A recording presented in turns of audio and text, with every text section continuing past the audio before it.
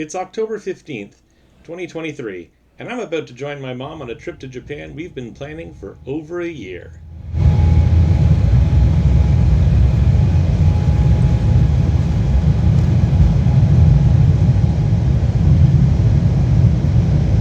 I'm on Japan Airlines Flight 1, departing San Francisco International Airport at noon Pacific Time and scheduled to arrive at Tokyo Haneda Airport at 3 p.m. on October 16th. My mom is on Air Canada Flight 1, which left Toronto Pearson International Airport at 1:30 p.m. Eastern Time, an hour and a half ago. She's scheduled to arrive in Haneda at 3:40 p.m., but by the time my flight boarded, hers was an hour ahead of schedule, so she's projected to land before my scheduled arrival time. This could be a problem, because she's expecting me to be waiting for her, and she doesn't speak any Japanese. Luckily, my flight also gained time in the air, and got a gate closer to customs, so I was waiting for her at baggage claim. After picking up our Japan Rail Passes and Welcome Suica cards, we got on the Tokyo monorail,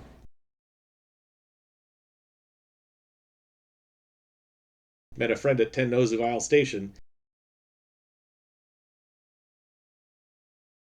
and continued to Shin Urayasu for a dinner Mom has been looking forward to for months. Size area. The three of us had a bottle of radicchio, spaghetti with pancetta, a shrimp salad, 2 orders of popcorn shrimp, a cheesy chicken skillet, 4 arrosticini lamb skewers, 2 creme caramels, and a tiramisu for 4,500 yen. We barely missed our hotel's free shuttle, so we took a city bus to the Tokyo Bay Tokyu Hotel and settled into our surprisingly large room for an early night after a long day. We went to Tokyo Disneyland on the first day because if we were jet-lagged, we didn't want it to be the day we were at Disney's Sea.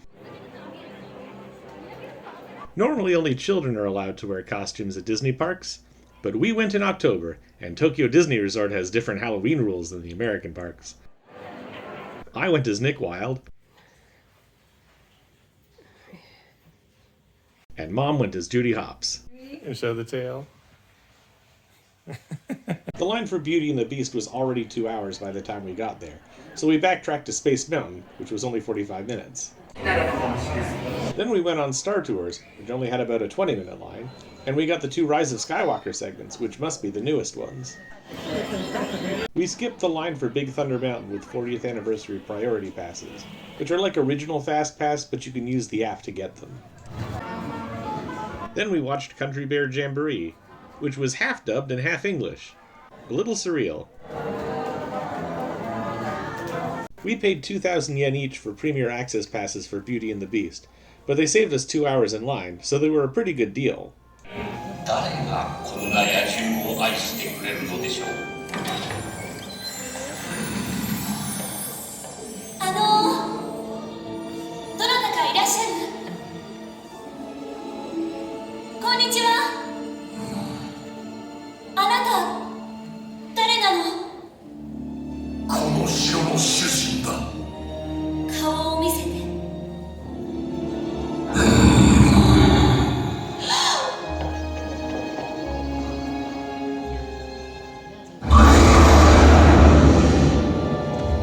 This was a trackless dark ride with Disney's most advanced animatronics, even in the pre-show.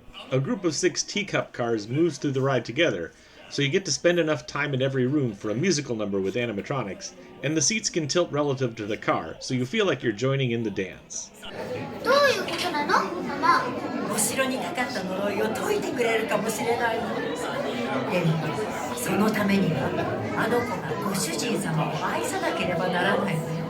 Just the ride is almost 8 minutes, so whether you wait or pay, it feels like it was worth it. After lunch at La Taverne de Gaston, we got on the standby line for Pooh's Honey Hunt. While we were waiting, we got an obstructed view of the 40th anniversary Harmony in Color parade. In the past, our strategy for parades at Disney was to take advantage of the short ride lines from other people watching them. But 1, it didn't work, we waited over an hour, and 2, were they always this good? Look, there's a Zootopia float and I'm missing it!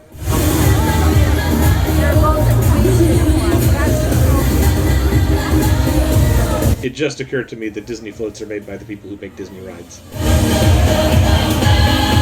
Pooh's Honey Hunt was the previous generation of trackless dark rides, like the Ratatouille ride at Epcot or Mickey's Runaway Railway. It had some fun effects like the Tigger bounce, and everyone gets a chance to get shot by the Heffalump and Woozle cannon, but the difference is clear when you ride it after Beauty and the Beast. And it was really clear when we rode the classic dark ride trio of Pinocchio, Snow White, and Peter Pan. Only Peter Pan holds up because you go through it slow enough to make sense of what you're seeing. The other two felt like watching the movie on fast forward. After the old dark rides, we went on Star Tours again, with no line this time. Both segments were different from our first ride, and I got to be the rebel spy at the start.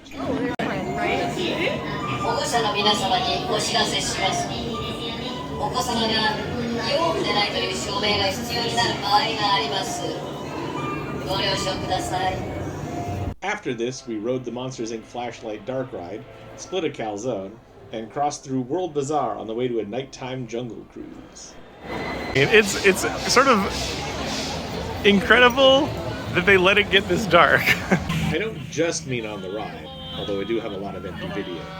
The street areas in Westernland didn't have ambient lights, and sunset was at 5:30. Jungle Cruise in Tokyo feels like a totally different ride from the one in Florida. This snake temple had a projection mapping effect I wasn't expecting, and I couldn't get my camera on in time. We had time for the Tiki Room guest starring Stitch on the way to our priority pass for Haunted Mansion, which had a ton of Nightmare Before Christmas editions, including all the voiceovers. We got out just in time to find a spot for the electric parade. Oh my! This is magical! Yeah, we really should have been watching these parades. But we learned our lesson, and that's the important thing. And now you get to watch it. Why today is my birthday! And yours! And yours! Welcome to Tokyo Disneyland! I'm Pete, and this is my friend Ellie. You're funny!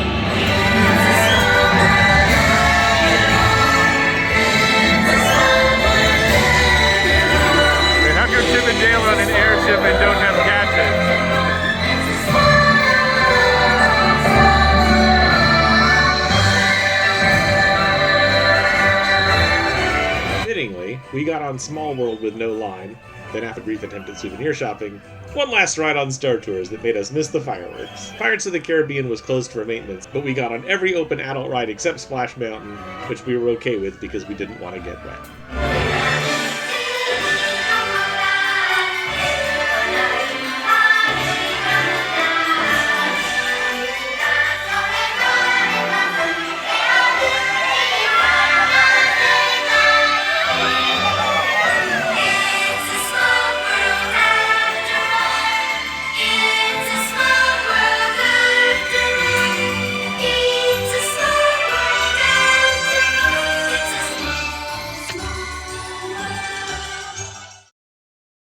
After seeing how long the line outside the gates of Disneyland was yesterday, we took an earlier shuttle to Disney Sea, but not early enough to be right at the front, and that's where you need to be to skip the line. We went straight to the queue for Soarin', which would have been an 80-minute wait, then checked when we could get Premier Access passes for Journey to the Center of the Earth. The answer was immediately, so we paid our 1,500 yen each and did that instead.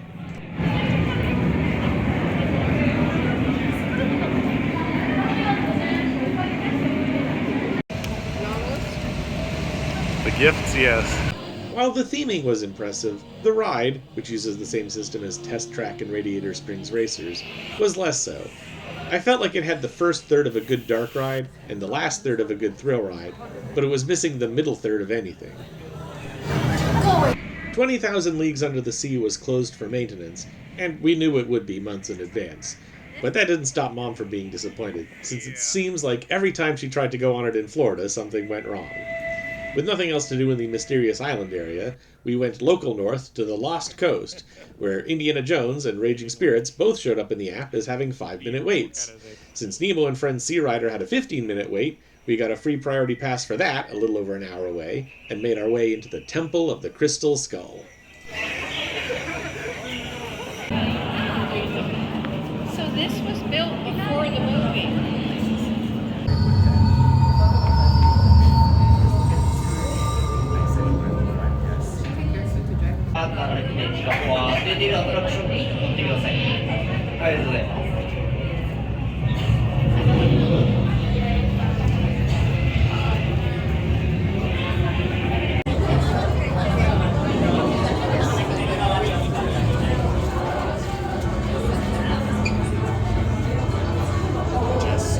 Even though this is essentially the same as the Indiana Jones ride at Disneyland, California, which has been around for decades, I thought this was a better ride than Journey to the Center of the Earth.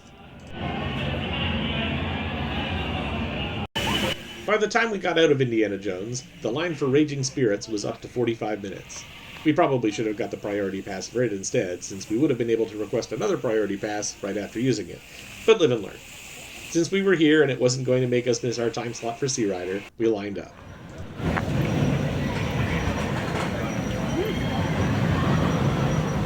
This is a compact roller coaster with a single loop and a lot of set design. Mom was a bit nervous about it, which surprised me because she liked Vortex at Canada's Wonderland. But Vortex doesn't have a loop. The loop wasn't too tall or too fast, so it turned out to be fine. We headed for the Port Discovery area to use our priority passes for Sea Rider, and it was basically Finding Nemo Star Tours. If you think you know what that would be like, you are correct. Since we were there and the wait was 20 minutes, we lined up for Aquatopia, which seems to be inspired by Autopia, which they removed from Disneyland to make room for Beauty and the Beast. These look like hovercrafts, but they're cars. The water is only a few inches deep. This is based on the same trackless ride system as Pooh's Honey Hunt, but it's not a dark ride. And I feel like that really defeats the purpose. It was just spinning slowly for no good reason. Well, also, it's like probably... We got on the Disney Sea Electric Railway, the people mover connecting Port Discovery to American waterfront. It was around noon, and we knew we wanted Rubens from the New York Deli.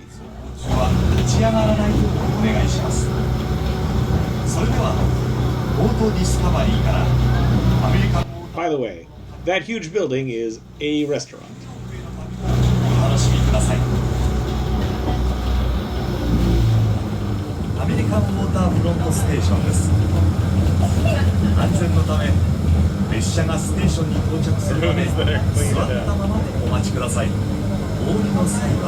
忘れ物のないようお確かめの上 We'd seen complaints that these were just pastrami sandwiches, not Reuben's, because they didn't have any sauerkraut in them. And I guess Disney heard those complaints because these had a lot of sauerkraut. Picture of the pie. In a combo with fries, a drink, and a slice of New York-style cheesecake, we paid 2,200 yen each. We lined up for Tower of Terror, which was a 75-minute wait. It's not themed as Twilight Zone here. Instead, the hotel belonged to Harrison Hightower, an entrepreneur and treasure hunter who disappeared in an elevator accident after collecting one cursed idol too many. I guess 0 was the correct number. His ghost appeared to try to save us from the same fate, but sadly we were all killed. Anyways, did you know Disney Sea has gondolas? It's time to ride the gondolas!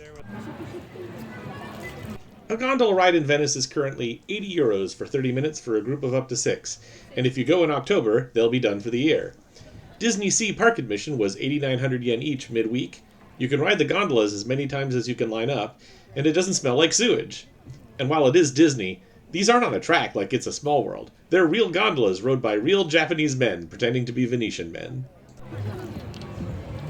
ここ唐津オカナルではみんなチャオって挨拶します。皆さんも川沿いのゲストの皆さんやすれ違うゴンドラの皆さんにチャオって気軽に言ってみてください。チャオ。チャオ。チャ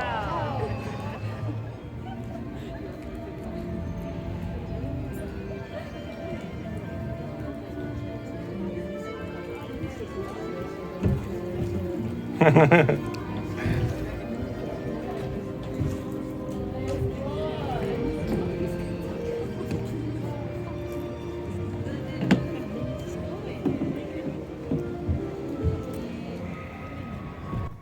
I honestly think this was Mom's favorite ride. We had priority passes for the Magic Lamp Theater, which was in Arabian Coast. On the way, we stopped to take a look at the Mermaid Grotto.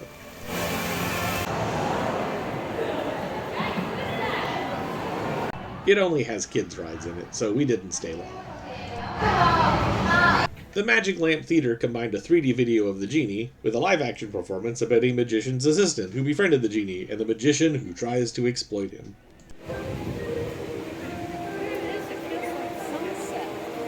Next, we went on the Adventures of Sindbad. This is basically It's a Small World, but the animatronics are Sindbad on his adventures, and the song is about Sindbad and his adventures, so it's 30 times better. In addition to the People Mover, there are steamer ferries that make a clockwise loop of the park. The only open adult rides we hadn't done by this point were Soarin' and Toy Story Mania. We paid 2,000 yen each for Premier Access passes for Soarin', and got the last possible passes for the last possible time slot. I had been on Toy Story Mania in Florida, so I didn't feel like I had to wait 75 minutes in line to do it again, even if we had enough time for it. There was a different kind of attraction, though, a map-following quest called Leonardo's Challenge.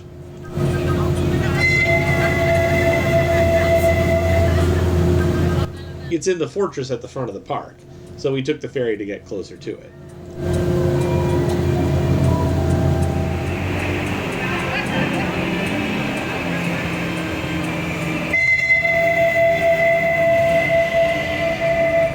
This is the closest you can get to the Nautilus, with 20,000 leagues closed. That line is for a Chinese restaurant.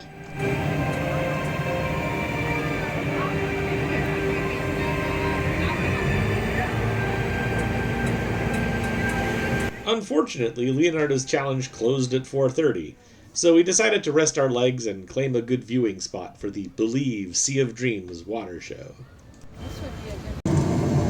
In retrospect, I should have realized that a theme park volcano will always erupt.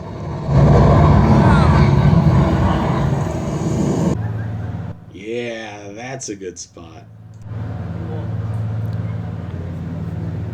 I picked us up 2 orders of spaghetti and meatballs for 1,100 yen each, and we ate while we waited.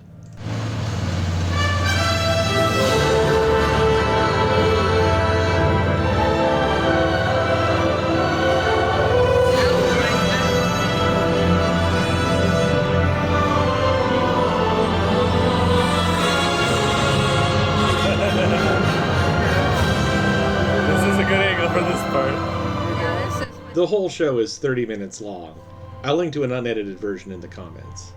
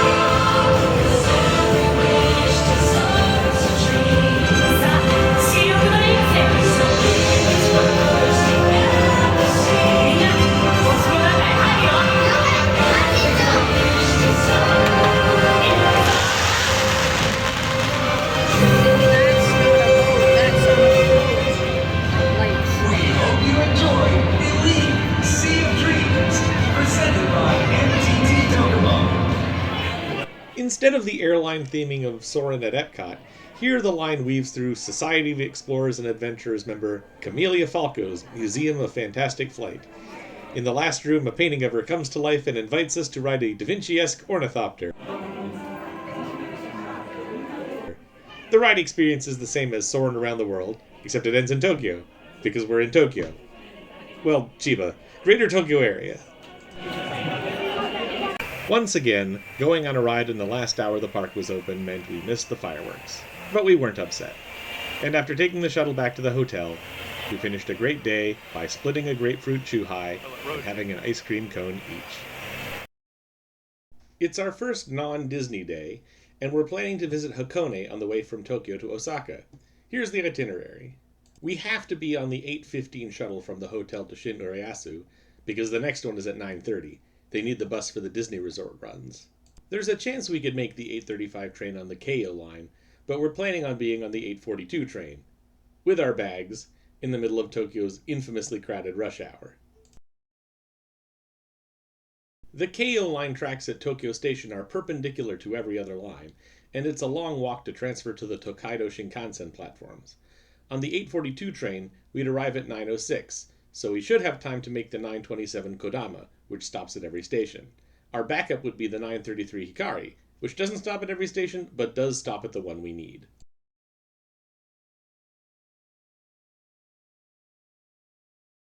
The 9:27 Kodama would arrive at Odawara Station at 10:02, giving us 5 minutes to connect onto the Hakone Tozan Railway at 10:07.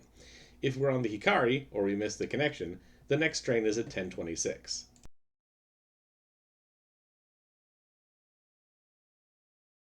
After a few switchbacks, the Hakone Tozan Railway makes it to Chokoku no Mori Station at 11 a.m. if we're lucky, or 11:30 if we're not. Either way, it's a 2-minute walk to the Hakone Open Air Museum, a collection of large sculptures and modern art, including 116 works by Picasso. We have to leave the museum by 1:30 to walk to Gora Station in time to catch the 146 funicular, because the next one is at 2:08. After a 15-minute ride to Sounzan, we would take the ropeway into and out of the volcanic Owaku Valley, which takes 45 minutes, arriving at Togendai Station. This gives us time to buy our tickets for the pirate ship sightseeing ferry across Lake Ashi, which leaves at 3:10. The pirate ship arrives at Hakone Machi at around 3:35, giving us 45 minutes to walk to the Edoera checkpoint, see it, and walk back. At 4:28, we had better board the Tokai bus to Mishima, because it only runs once an hour. It gets us to Mishima Station at 5:18, which gives us time to connect back onto the Tokaido Shinkansen at 5:46.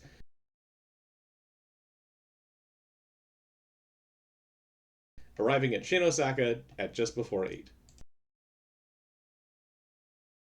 Since we're not coming back to any station we left, we can't use a coin locker, so we have to bring our bags with us the whole way. Let's introduce them. I have an eBags Motherload rolling backpack I got for Christmas last year. It has a big back pocket and internal separators and straps for organization. The shoulder straps tuck into this pocket when not in use, but clipping and unclipping them is a bit fiddly. Mom has my old Calpac Enforcer I handed down to her, which they don't make anymore. It has one large compartment, so Mom used packing cubes. It's also slightly too large for Air Canada to allow it as a carry-on. This panel zips off to reveal the straps, except one of the zippers broke. It also velcros to the bottom, covering the wheels so they don't get your back dirty. As we were leaving Tokyo Disney Sea last night, Mom proposed an amendment to the schedule. We slept in until 9, got breakfast and a to-go lunch from the Lawson convenience store in the hotel lobby, and got on the 11:30 a.m. shuttle to Shin Urayasu. We took the 11:46 Rapid Keio train to Tokyo, arriving at just afternoon, and used unreserved seats on the 12:33 Hikari, scheduled to arrive at Shin Osaka at 3:27.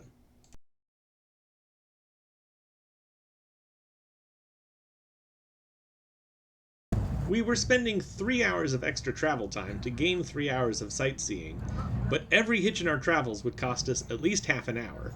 Those hitches were more likely since we had an early morning following 2 late nights at the parks, and we were guaranteeing ourselves a 3rd straight late night with our 9 o'clock check-in and dinner. And there would turn out to be another reason to change our plans, that would only become clear once we went to Hiroshima. Ultimately, I think this proves the importance of planning. Even though we ended up not using our plan, making the plan meant we knew what the risks were, which was the information we used to decide not to take them. We still got our view of Mount Fuji as we sped past it at 200 miles per hour, and I had plenty of time to fill out the 68-question survey Tokyo Disneyland sent me. From Shin Osaka, we took the Osaka Metro to Nagahoribashi, where our hotel was right outside the station steps. The Best Western Fino Osaka Shinsaibashi. Okay, we were a little spoiled by the size of that first room.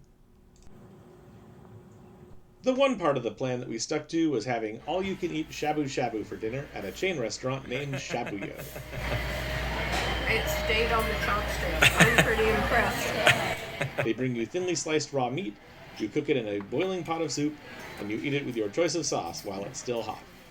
My total was 3,400 yen for unlimited meat, including lamb, plus 300 for soft drinks.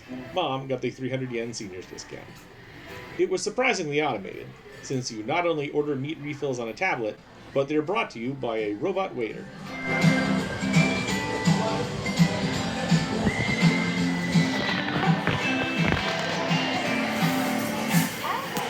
The shelves with your food light up blue, and you press a button to dismiss it when you've taken what's yours.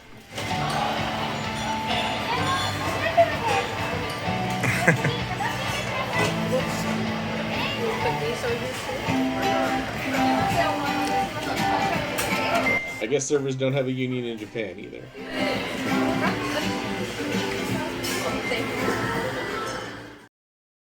We started our day in Osaka by going 4 stops on the green metro line with the long name to Morinomiya Station. After getting a morning set at a bakery in Osaka Castle Park named R. Baker, we weaved our way up ramps, between moats, through gates, and past enormous stone walls to get to Osaka Castle. This is actually the third version of the Osaka Castle Keep. The first was completed in 1597 and sacked in 1615. The second was built in the 1620s and burned down after being struck by lightning in 1665. And this ferro-concrete version was built in 1931 and is the longest lived of the 3. The inside is a museum about Toyotomi Hideyoshi, who had the first version built, and the wars and intrigue of his era.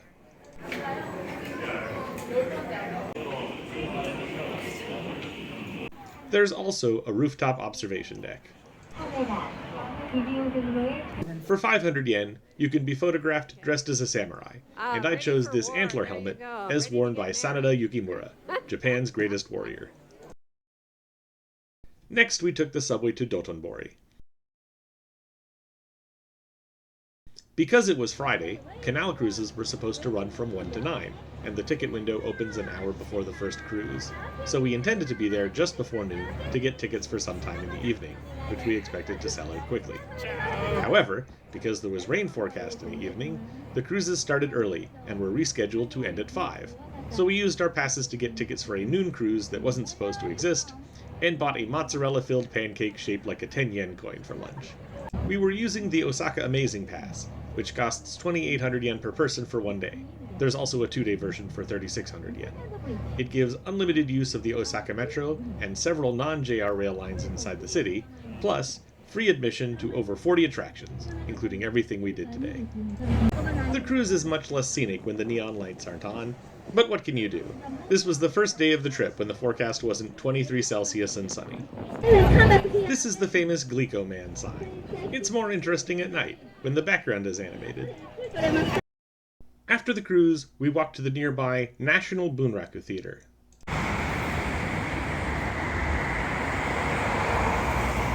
Bunraku is a traditional form of puppet show, and we kept an eye on the show schedule while planning the trip, but the next play opened in November. However, the theater has a small free museum in the lobby about the puppets, puppeteers, and plays that's open even when there's no show on, so we went to see what we were missing. Next, we went to the Museum of Housing and Living. This took up the top 3 floors of a 10-story building. The top two floors were a reconstruction of an Edo-era neighborhood in Osaka, complete with night and day cycles and, we think, simulated weather. The neighborhood included a bathhouse,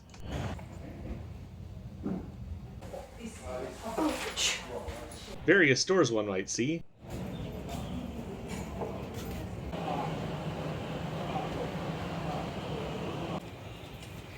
There we go. and row houses at the back. We've got a festival out there to use, the ovens. The bottom floor depicted the modernization of the 1900s with mechanical dioramas. 梅田の里に梅田ステーション目指しては降ってはい手の人だかり待ち焦がれるは遠近より参加した自動車は数百台という大盛況延々と連なって 1935.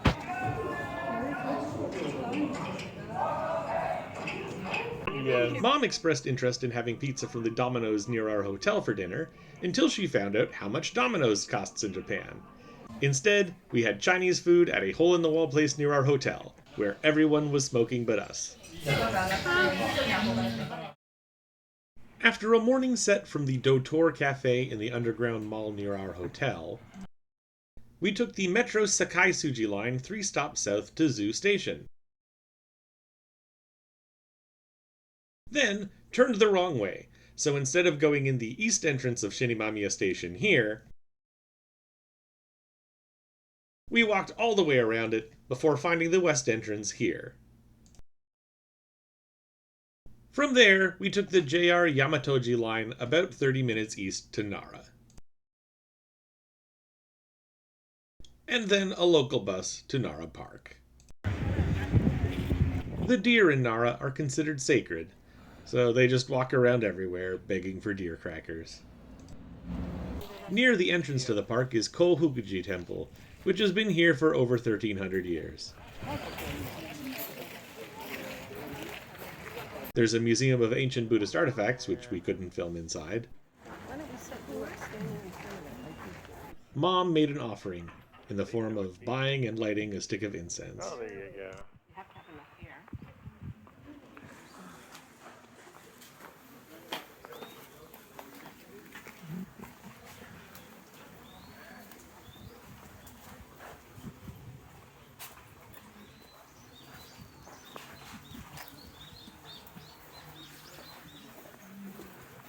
Nearby was another Buddhist temple, Todaiji, which was slightly less than 1,300 years old.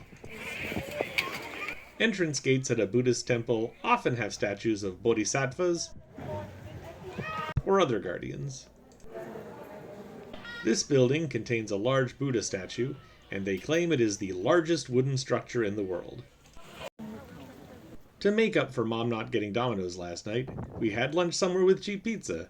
Saizeria at the Kintetsu Nara station.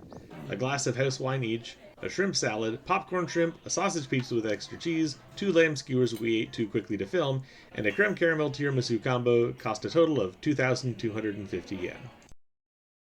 We took the Kintetsu line, not included in our Japan Rail Pass, to Yamato Saidaiji Station, then walked about half a mile to get to the Heijo Palisite Museum. The whole complex is a square kilometer, but luckily there was a free shuttle to take us to the excavation site. Nara was the capital of Japan from 710 to 784, when it was moved to Nagaoka, and then moved again in 794 to Kyoto. When I say moved, I mean a lot of the buildings were disassembled and taken there. I guess there's only so much 250-year-old cypress to make pillars out of. They left behind things that couldn't be reused, like broken roof tiles, but more replaceable buildings were left to decompose. This was agricultural land for a long time, with no outward sign that the palace had been here. The main evidence for the locations of buildings were the stones they buried in the ground to support the wooden pillars. This is the reconstructed first Imperial Audience Hall, part of the way back toward the station.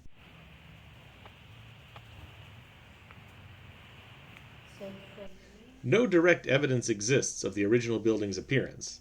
The architecture is all conjecture, based on other buildings from the era that survived.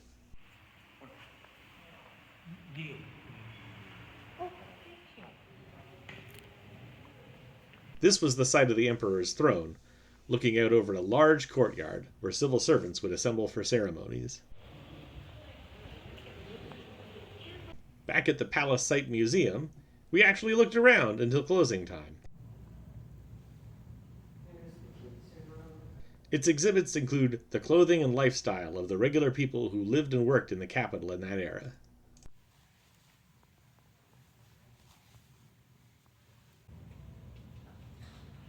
It's got a description here, but it's all... And what museum about something that hasn't existed for 1,250 years would be complete without dioramas?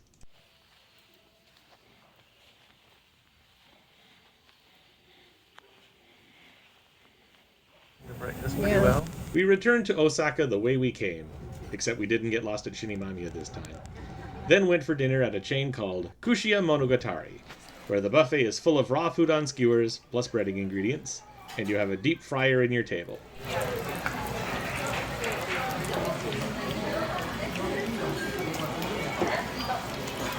Unfortunately, this one was understaffed for Saturday night. There was only one guy skewering the meat, and many tables unskewering it. Mom's final total, 25 skewers. My final total, 18 shrimp tails towards 47 skewers. We checked out earlier than planned, got breakfast at Dotor again, then took the metro to Shinosaka for a 40-minute Shinkansen ride to Himeji.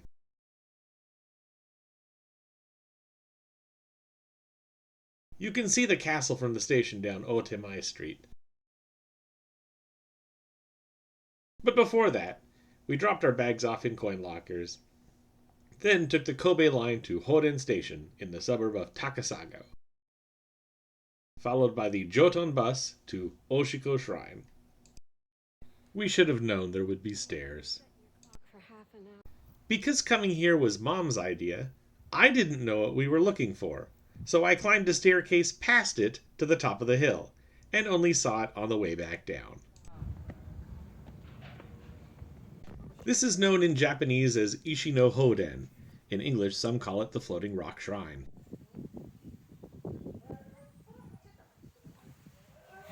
Wow. With the water at this level, it looks like it's levitating, but you can get your eye level low enough to see the support. If the water were higher, it would look like it was floating on the surface.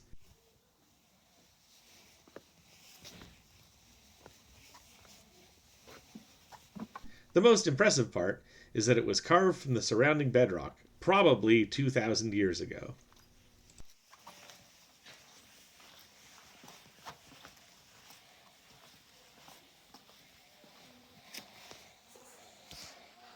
We returned to Himeji, got sandwiches and chips from a 7-Eleven in the station, and took the bus to Himeji Castle Park, where a guy in samurai armor was letting people take pictures play fighting him for free. We had lunch on a park bench next to a guy with a pet skunk, got interviewed in English by some Japanese children, then went into the castle. Unlike certain Osaka castles we could name, not only was Himeji Castle never destroyed during any of Japan's domestic wars, or by earthquakes or lightning, but when the town was leveled by bombing during World War II, the castle was undamaged. It has remained intact for 700 years. The authenticity of the castle means the inside isn't very exciting.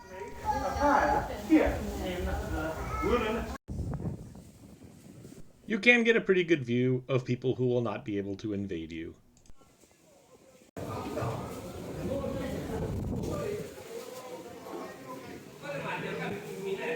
There was a comparison of Japanese versus European armor, and they have a model of the old town around the castle. They also show the evolution of the protective fish talismans on every roof, like these ones. Admission to the castle was 1,000 yen each, but for 50 yen more, you could get a combo ticket including Kokoen, the garden next to the castle. Boy, are we glad we splurged.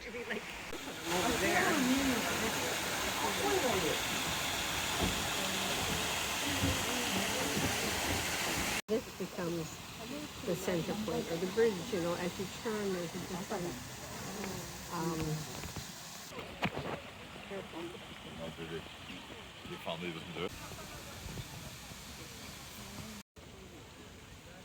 There are 9 themed subgardens, where a theme might be pine trees, or an artificial hill, or a little pavilion. well, you could kind of get it sideways.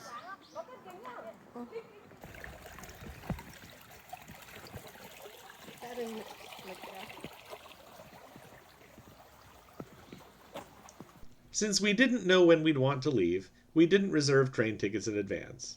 Because it was Sunday, that meant when we got to the station a little after 5, the only reserved seats available were just before 8.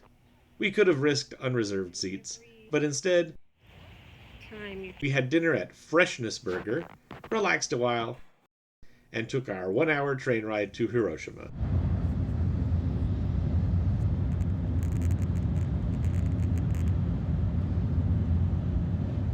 And then, our walk from the station to the hotel. The Hotel Granvia Hiroshima. Sheraton there.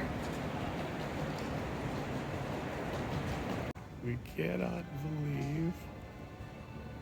We were very impressed by the lobby.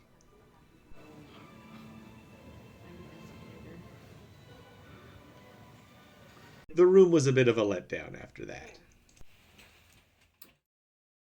The hotel let us leave our bags for a few hours after we checked out, as most hotels in Japan do.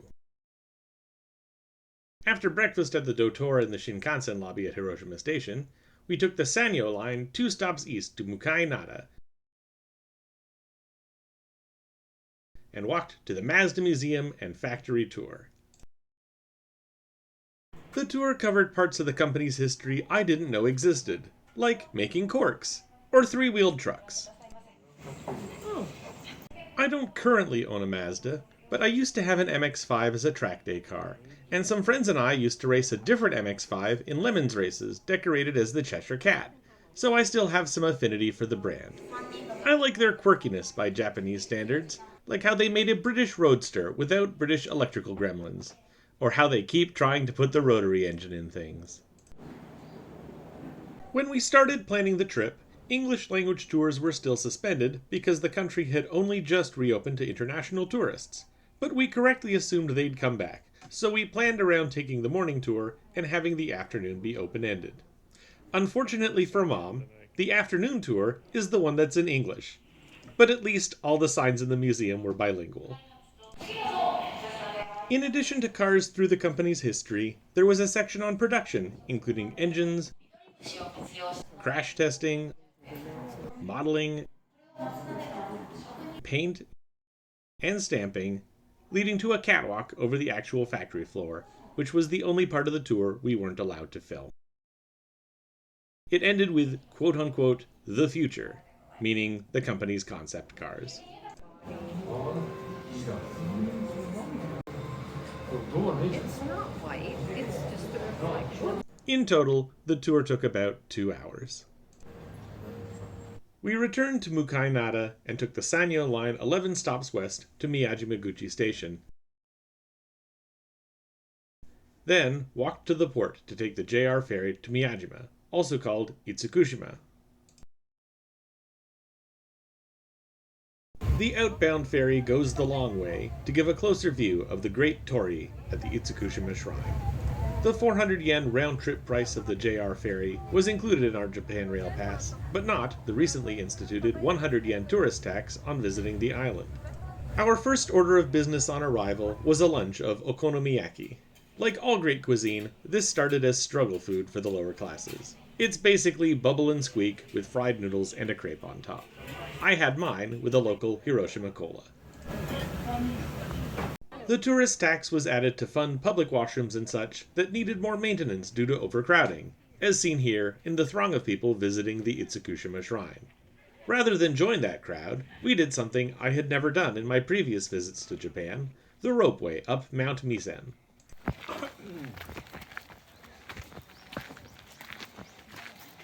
The ropeway has two segments. The first consists of these smaller, continuous gondolas that fit up to 6 adults each. When you get to the top of this one, you transfer to one of 2 larger gondolas, which fit up to 30 people, and counterbalance each other funicular style to go the rest of the way.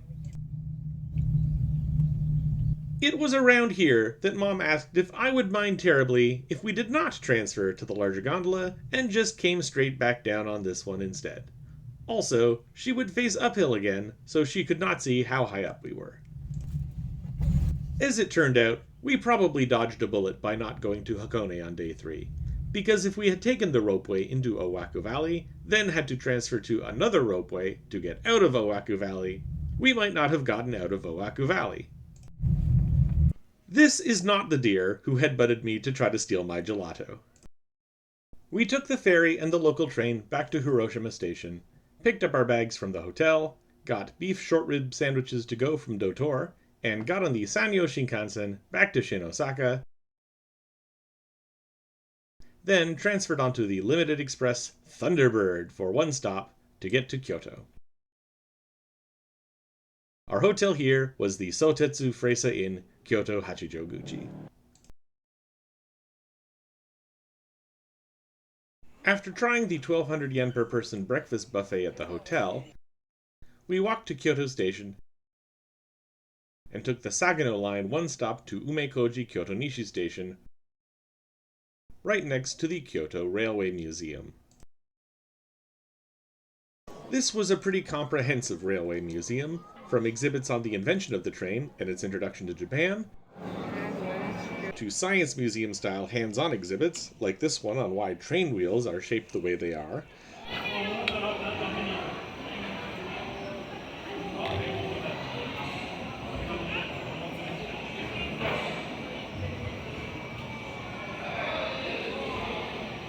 to an assortment of old locomotives and passenger and freight cars,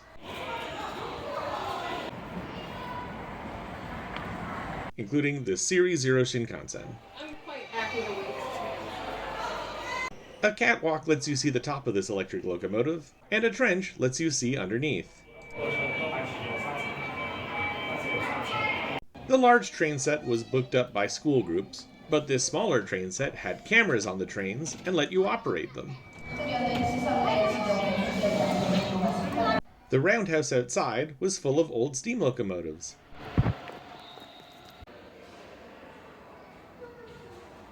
The phoenix on this one meant it pulled the Emperor's carriage.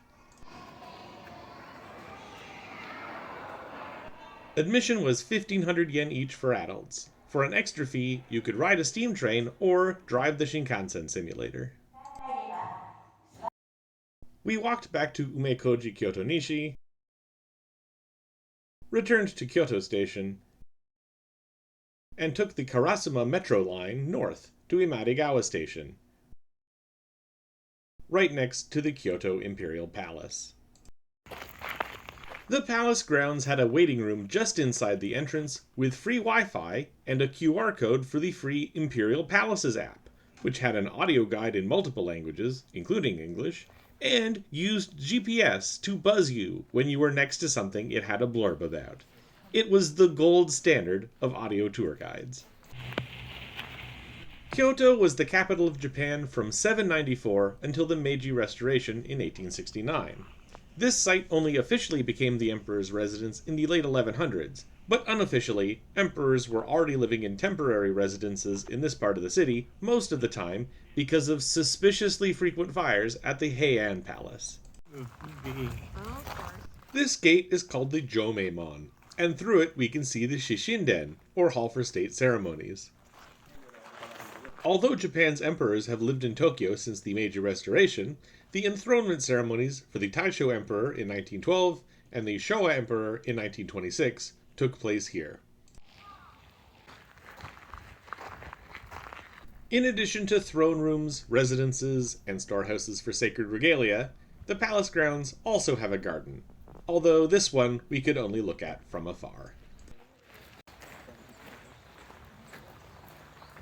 We got back on the Karasuma Metro line at Imarigawa, returned to Kyoto Station, and took the JR Nara line 2 stops to Inari Station, which is right next to Fushimi Inari Taisha. This is the main shrine of Inari Okami, the goddess of fertility, agriculture, industry, swordsmiths, and merchants. Unless you believe the Buddhists who took over the government and insisted all the powerful female Shinto gods be depicted as male. Or that Inari is a collective of 3 or even 5 other gods. Foxes are believed to be the messengers of Inari, which is why so many places at this shrine have 2 fox statues flanking something. These orangey-red gates are called torii, and they mark the boundary between the mundane world and a sacred space. So many people and companies have donated them to this shrine that they've arranged them covering a path like a tunnel.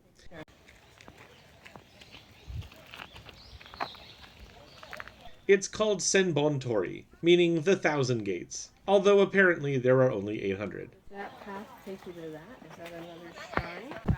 Though maybe, if you count these little ones, it brings the total up.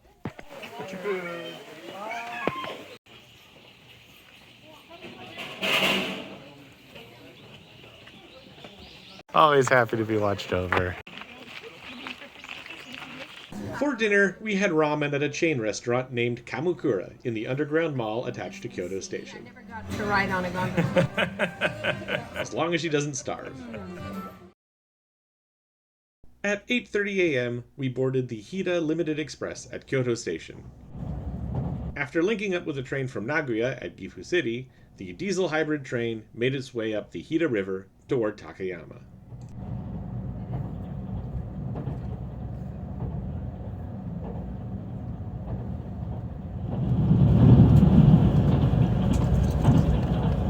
I had been to Takayama on a previous trip with a friend, at the recommendation of his sister, but we arrived so late and left so early that all we did while we were there was eat dinner and sleep at a hostel inside a Buddhist temple. This time, I made sure we'd have time to do more.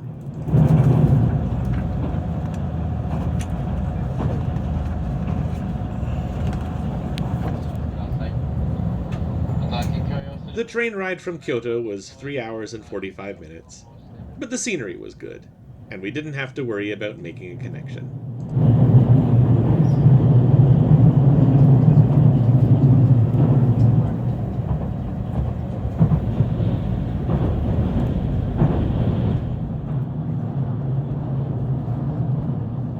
After arriving at Takayama Station, we dropped our bags off at our hotel,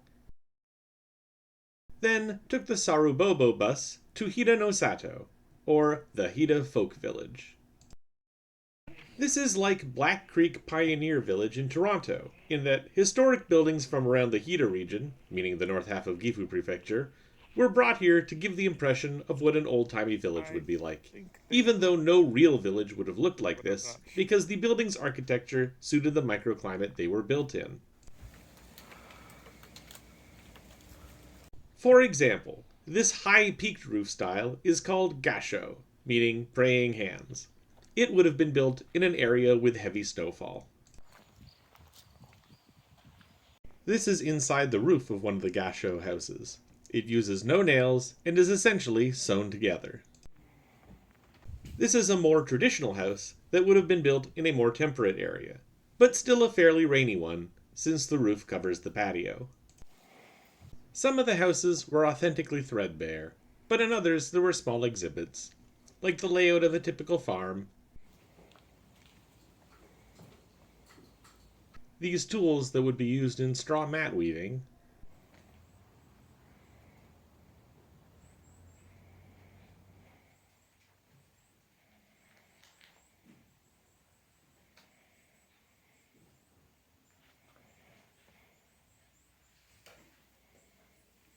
clothing and bags made out of the woven straw,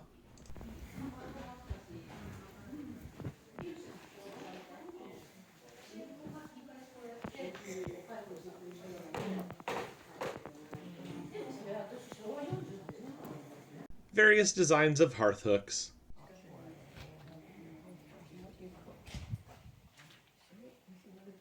or the different sleds they would use, depending on what needed to be pulled through the snow.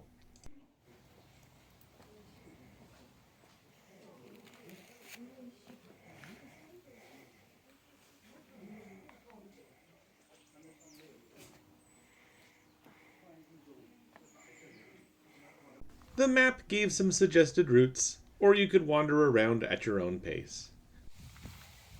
We tried to minimize going up and down hills or stairs. So we didn't go up to that shrine. But I did ring the bell.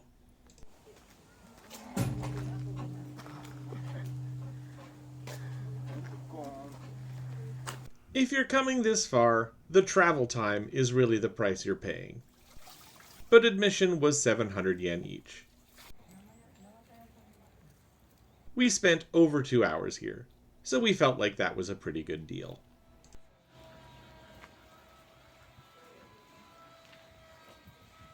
After checking into the country hotel Takayama, I planned to treat Mom to Hita beef yakiniku, but everywhere was full. So we found a French place called Bar Mieux and had steak frites and a lot of wine. After having the breakfast buffet at the hotel and leaving our bags at the desk, we went to Takayama's Old Town for the morning market by the river. The tents on the left are the market. The river, you can see the river. Are these persimmons on the tree? I think so, yeah.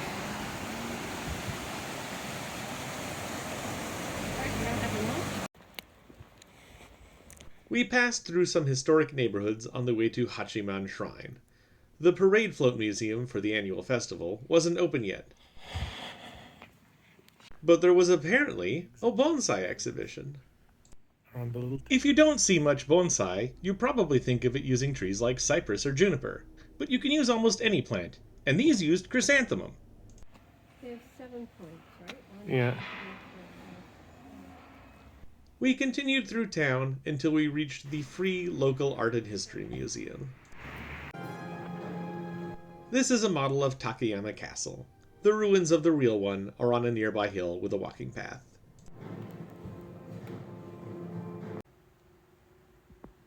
Apparently, local guilds really go all out for the town festival, with clockwork floats.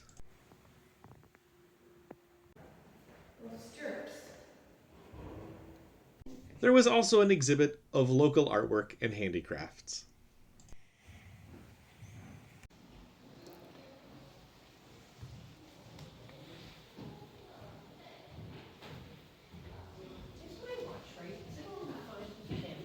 I think so.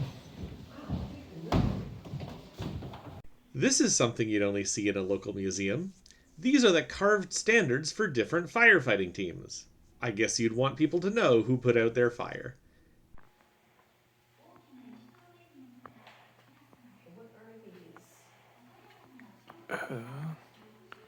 And these are the firefighters' uniforms. I think it's a real tiger when they say tiger, but this is the thing where, like... Next, we went to Takayama Jinya. Under the Tokugawa shogunate, Takayama was determined to be of strategic importance, and was brought under the shogun's direct control, via a magistrate. This is where the magistrate lived and worked. Of course, they had domestic and administrative staff working here too. It's not known definitively what the strategic importance of an out-of-the-way mountain town was, but the prevailing theory is the quality of the local lumber.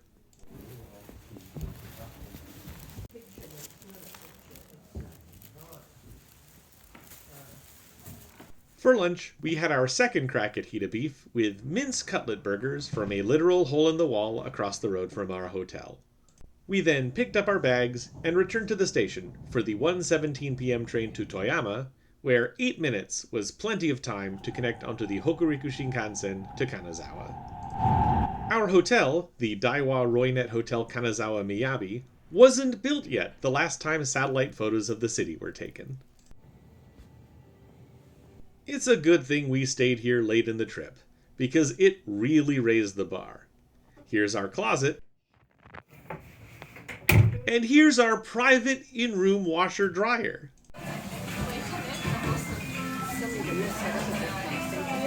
We got an early dinner at Number 8 Ramen, a chain that started in Ishikawa Prefecture. The robot waiters came later. お待たせしまし cat. Originally, we were going to take the 317 train out of Takayama, but Australian tourists we talked to on Miyajima, who had come from Kanazawa, tipped us off to nighttime illuminations at the Castle Gardens, so we changed our reservations to get here in time. This was a temporary exhibit by the TeamLab Digital Art Collective, and while we were already going to their permanent exhibit in Tokyo, we couldn't miss a limited time show.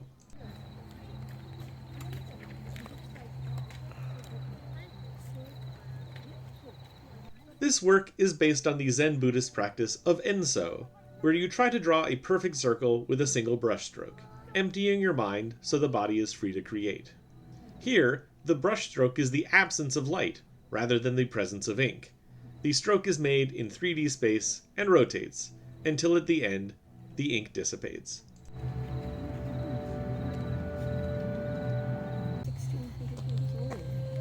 The lights and sounds on this path are generated based on the position and speed of people walking, so you will never see or hear the same thing. I think this was supposed to give the experience of the wiggly starburst effect when you stare into a laser without the eye damage, but it doesn't really work through a camera. These are slanted walls projected onto from above, so the viewers never cast a shadow on them. This is a procession of pilgrims of various species, but the species are randomized, so the experience is different for everyone. Looks like an otter. If I made this, I would randomly generate a pilgrim whenever one was needed, so you might get 2 in a row of the same species, but 3 would be rare. That's apparently not what they did, because at one point, it was nothing but bunnies. An old bunny over there.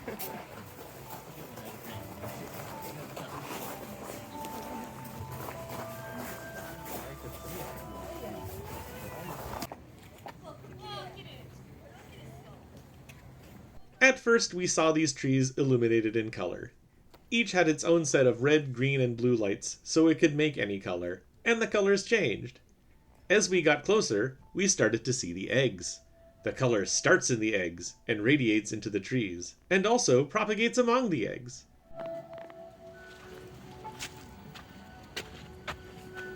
It's the motion that changes the color, not touching it. No, if I touch it, nothing happens. Oh, it just does it anyway.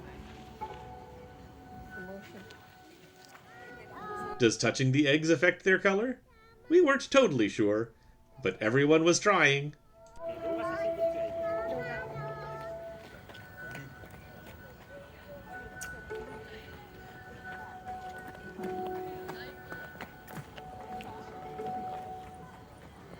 On the castle wall itself, these flowers bloom until they form the shape of an animal, who then walks back and forth.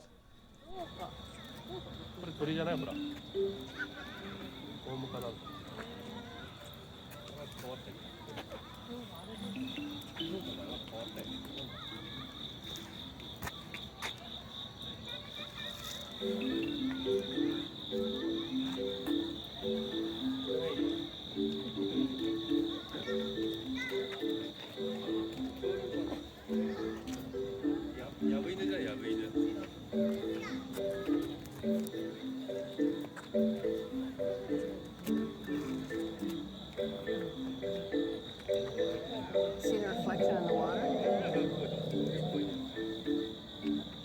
Those are deer.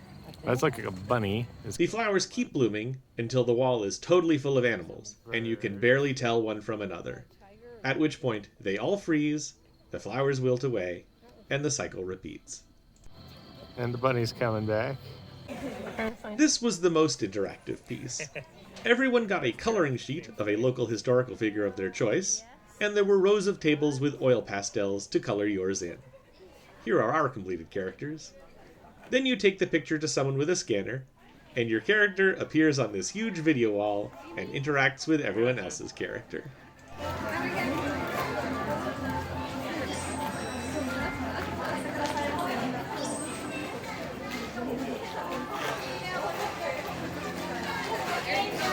I just walked in front of you. Yep.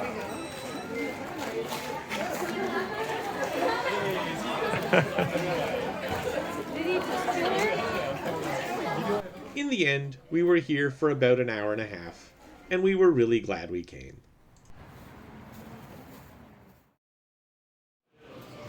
Like everything else at the Daiwa Roynet, the breakfast buffet was great.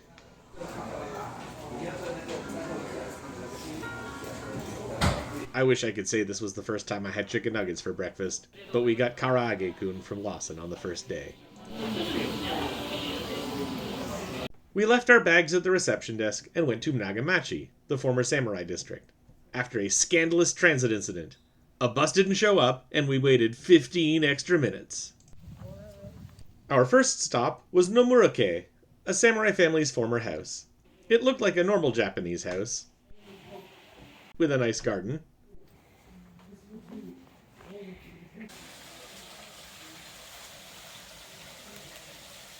Other than the display case with the suit of armor. And the room with the family artifacts. That is lovely. Including the swords. See some.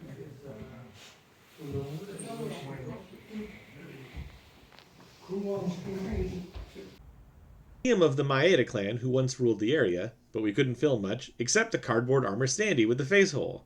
The spikes on the helmet are supposed to remind you of rabbit ears. I guess that inspired this paper craft. Across the street was the Shinise Kinenkan Museum, commemorating local merchants. It was originally a pharmacy. These are medicine labels, and the storefront is reproduced here with mannequins.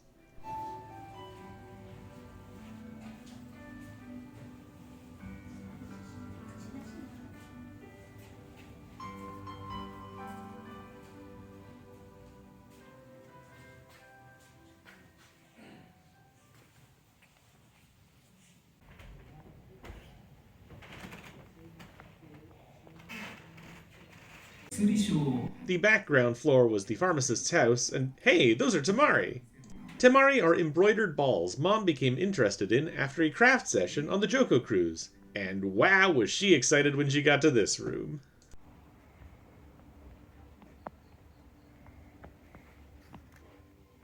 The upper floor had lanterns from local merchants, and some local products and crafts. Are they all rice? Like rice paper? We were close enough to Ninja Dera to walk to it. It's a temple full of trapdoors and secret passages, but you could only go in on a tour, and I wasn't allowed to translate the tour for Mom, so there was no point. We took the loop bus to the Yasue Gold Leaf Museum. Kanazawa has long produced gold leaf, and you can get ice cream nearby with gold leaf on it, which is a total gimmick.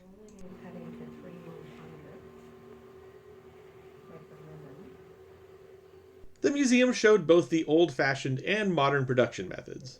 Modern gold leaf is much thinner.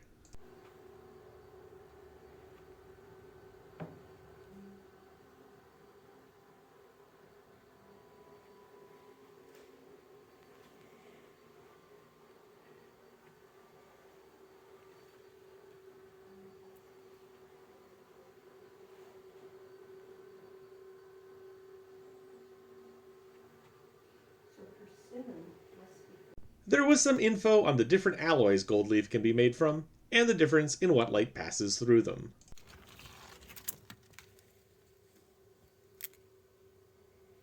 These two pieces were part of the permanent exhibition, but there was also a temporary exhibition of artwork using gold leaf or thread, which we were asked not to film. You have to rub it on. But nobody said anything about the bathroom. Nearby was the former entertainment district, but it seemed like a tourist trap to us. We took the loop bus back to Kanazawa Station, picked up our bags from our hotel, and took the Hokuriku Shinkansen to Kurobi Unazaki Onsen Station. Across the road was Shinkurobe, where the independent Toyama Regional Railroad train was delayed 7 minutes by lightning. Once it arrived, we rode it to the end of the line in Unazaki, and went around the corner to our hotel, the Unazuki Yamanoha. This was our most expensive hotel night of the trip, because we mostly stayed in business hotels. But this was definitely a tourist hotel. This was probably the biggest room we stayed in. It is a Japanese room, which I must not have mentioned to Mom. This is what it looked like after they made up the beds. We got the cheaper city view instead of paying extra for a river view, but that seems like a fine view of the river to me. The hotel has a hot spring public bath, which I used, but obviously couldn't film. And buffet dinner was included, with local pork, Toyama black ramen, pressed sushi, and some other stuff Mom wouldn't eat. But they did have sweet and sour chicken,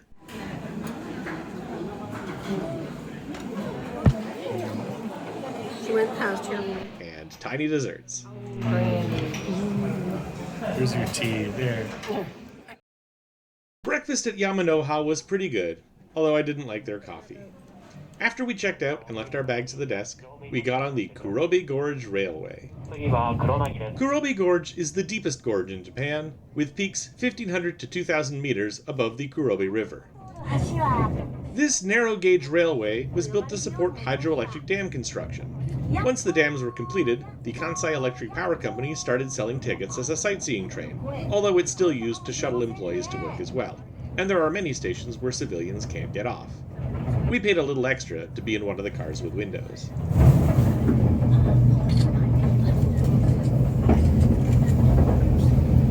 This is Lake Unazuki, the reservoir created by Unazuki Dam.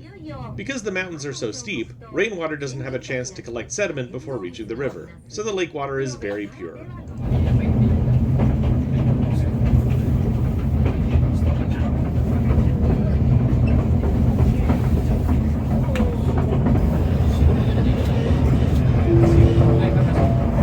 Mom didn't believe me when I said these suspension bridges were for monkeys, but there was a sign. Is that where? Also, there were monkeys. Picture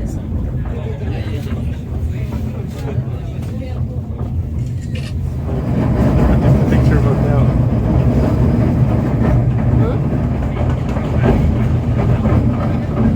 Oh, there's hundreds of green.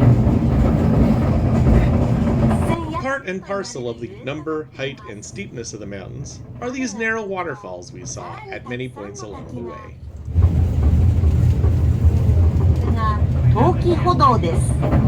The train has recorded announcements at various points along the route. For example, right now she's saying that the train shuts down in the winter due to snow, and employees of the dams and power stations have to commute by foot. 次はデコバタです。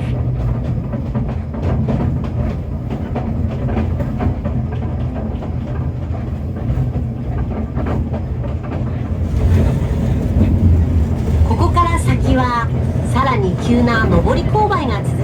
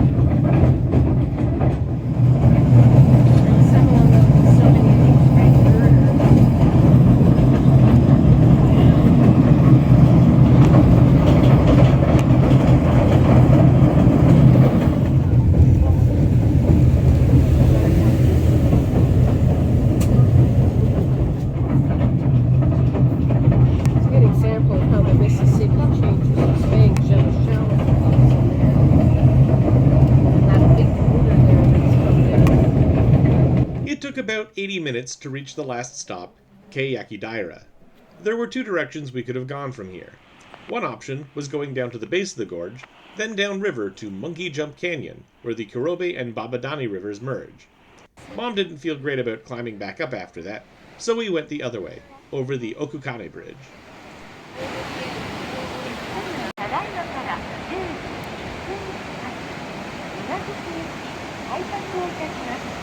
This path carved out of the rock is called Hitokui-iwa, or the man-eating rock, because it looks like a mouth.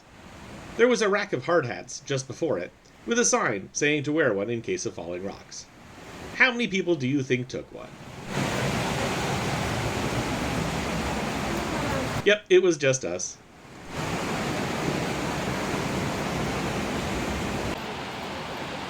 In olden days, the feudal lord of this area restricted access to the forests to monopolize logging rights. Logging here would have been difficult anyways because of the steep slopes. Now this is part of the Chubu Sangaku National Park, ensuring the preservation of the forests.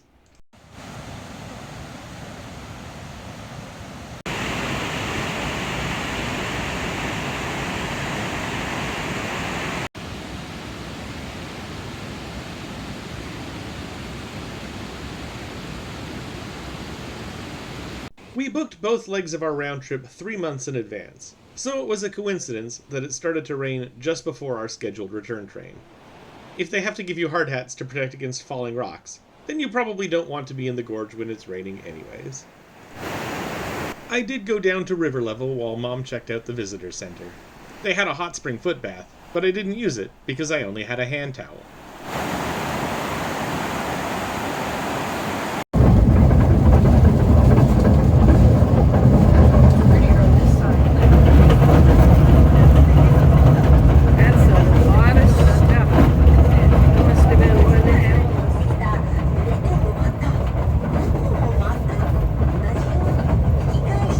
As the temperature fell, the cloud ceiling lowered to below the peaks of the mountains around the gorge, and eventually, almost all the way down to the river level.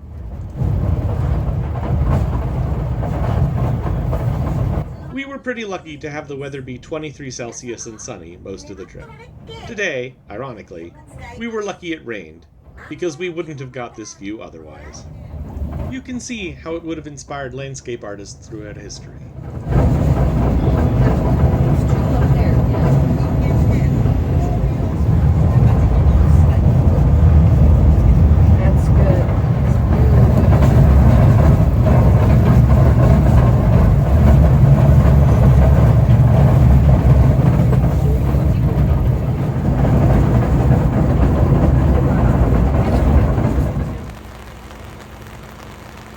When we got back to Unazuki, we got yakitori for lunch from a tent next to the station, then picked up our bags from the hotel, took the Toyama Regional Railway back to Shinkurobe, then crossed the road back to Kurobe Unazuki Onsen Station for our last Shinkansen ride of the trip, which ran the gamut of scenery.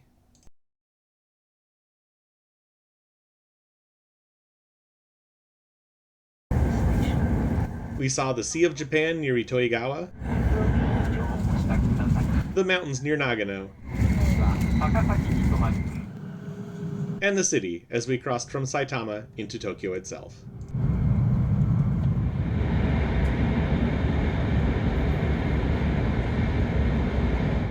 From Tokyo Station, we went one stop north on the Yamanote line to Kanda, and our last hotel, the Sotetsu Fresa Inn Kanda. 7-Eleven. With seasonally decorated elevators, the best selection of toiletries and tea of any hotel on the trip, and a well-arranged room for its size.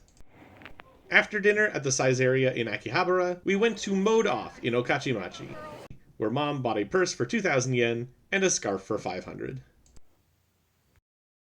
After breakfast at the Dotor near Kanda Station, we took the Yamanote line 3 stops north to Ueno and walked to Ueno Park, the site of Tokyo National Museum.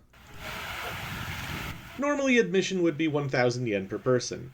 I got 100 yen off from having a guidebook we got at the hotel, and seniors like Mom get in free. The museum contains 10% of Japan's designated national treasures, and its collection includes 120,000 items, not all of which are on display at once. The Honkan, or main hall, focuses on Japanese history and art.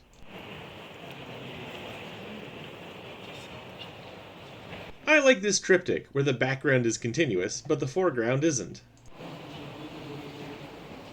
Tree and the sun disk atop the deer's saddle. Folding screens were often decorated with famous stories, like Genji Monogatari.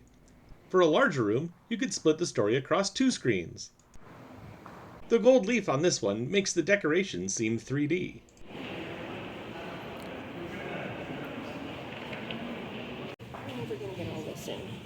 Since Mom's degree was in fashion design, and she does costumes for her local theater guild, she was most interested in the wearables. The armor certainly had decorative aspects. On the wrist guards.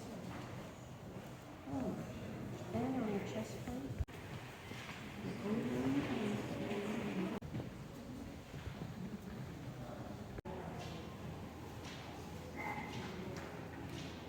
But the clothes were the most appealing.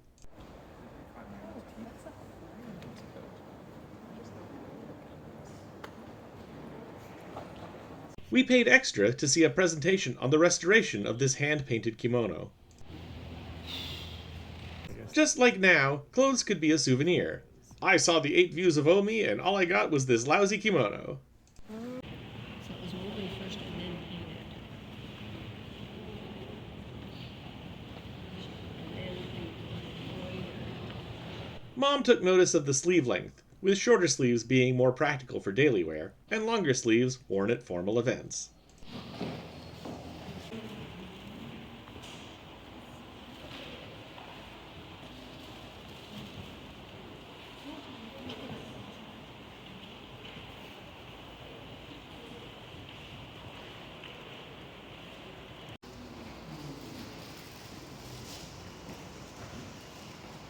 There was also a section on the Ainu and Ryukyu people. On the back, on the gold one, you can really see how the stitching is done. Yeah, if you can send that one to me. The attached Heisei Hall contained the prehistoric Japanese relics. Apparently this Dogu figure was shown on Ancient Aliens? On the moon pit dwelling, each house had a particular kind of horse from the north. And the Toyo Hall had ancient artifacts from other cultures, like Egypt and China.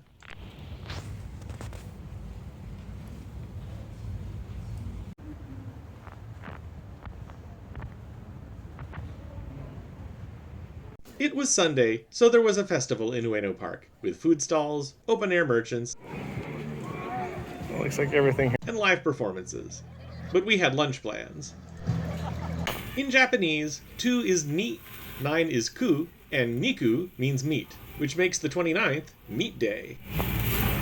To celebrate, we went to Yakiniku Like, a Korean barbecue chain whose Meat Day deal was half-price Wagyu short rib with any combo meal.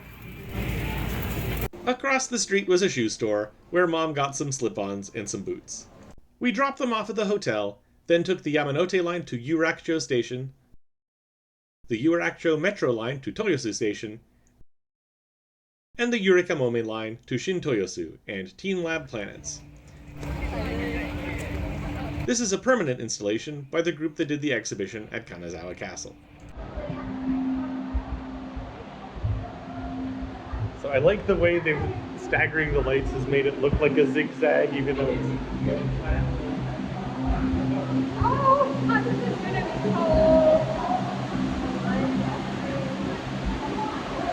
Being a permanent site meant that they could work with more materials than just light.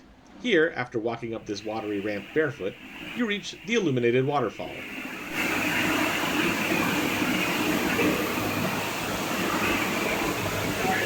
Of course, you can only see the water droplets that the light hits.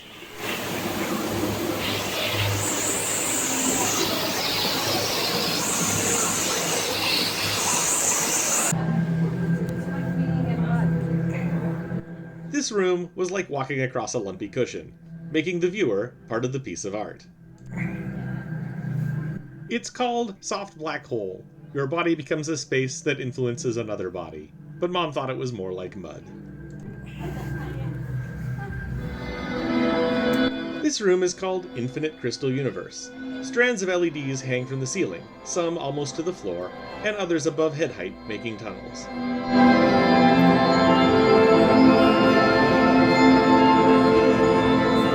With the mirrored walls and floor, the points seem to extend to infinity. It's like being inside a 3D monitor.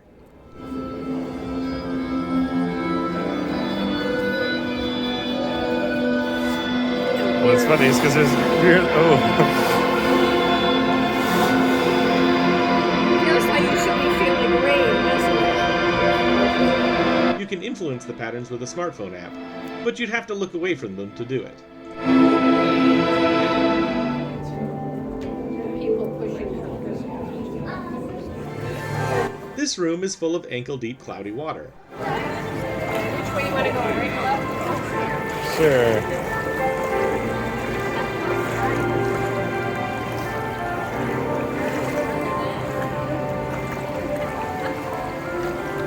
This is like in the castle.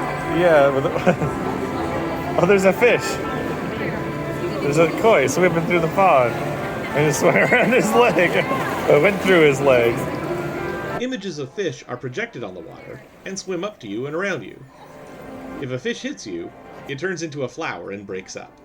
Want me to stand and let it fish? Didn't feel like we passed by something. Maybe there's always a way of getting around one of the pieces of art because one of them is. Okay,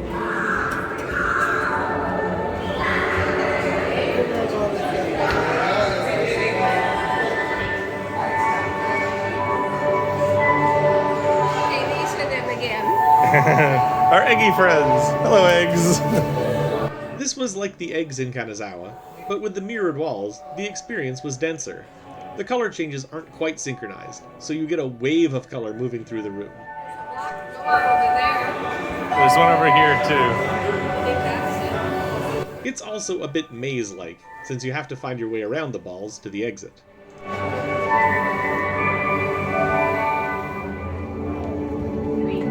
See, they came out from another end. Yeah. Whoa, what a pretty.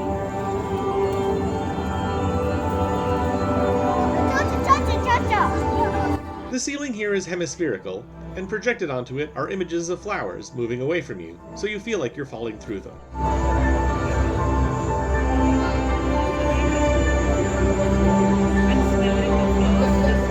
You can see the speakers. That's kind of weird.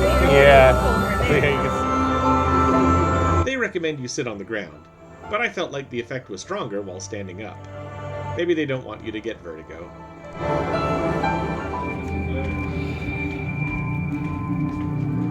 The outdoor artwork was closed for maintenance while we were here, which I think caused a backup at the next room, so they were moving people through in time-limited waves, unlike the previous rooms, where you could go at your own pace.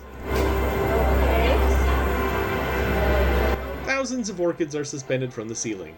The staff can control their height all at once, lifting them up to let people in or out, but otherwise they undulate individually, like they're breathing. That wasn't good. Sorry. Better you than this. Over there. I like your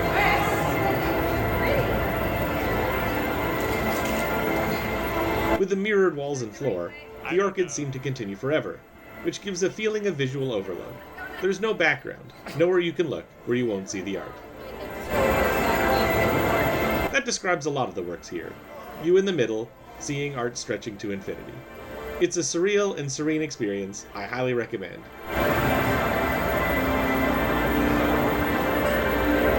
If you can't make it to Tokyo, TeamLab has exhibitions around the world, including one at Super Blue Miami we're planning to go to when we're in the area in 2024.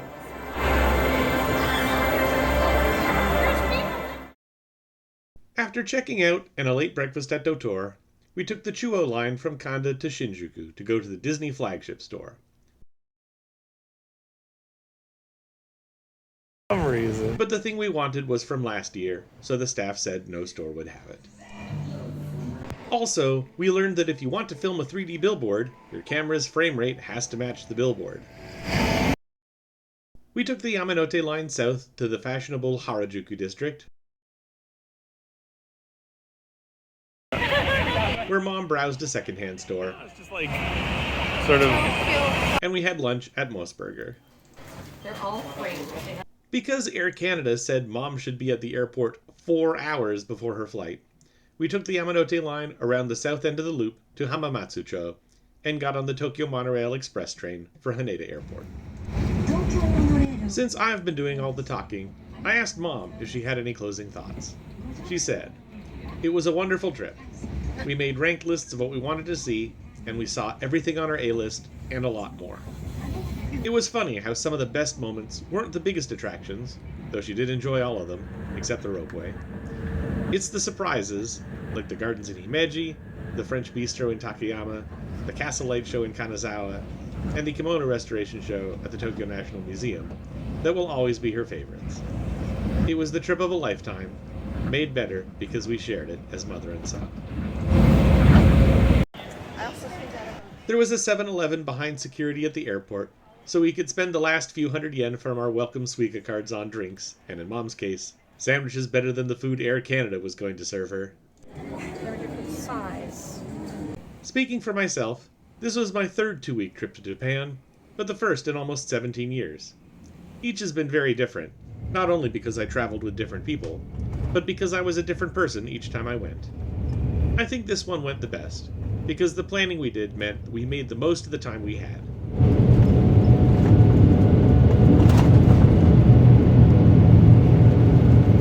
I don't know if I'll have a reason to come back here, or who I'll be if I do. But Saraba, Japan. Thanks for the memories. On behalf of my mom, Jackie, this has been Dan. Thanks for traveling with us.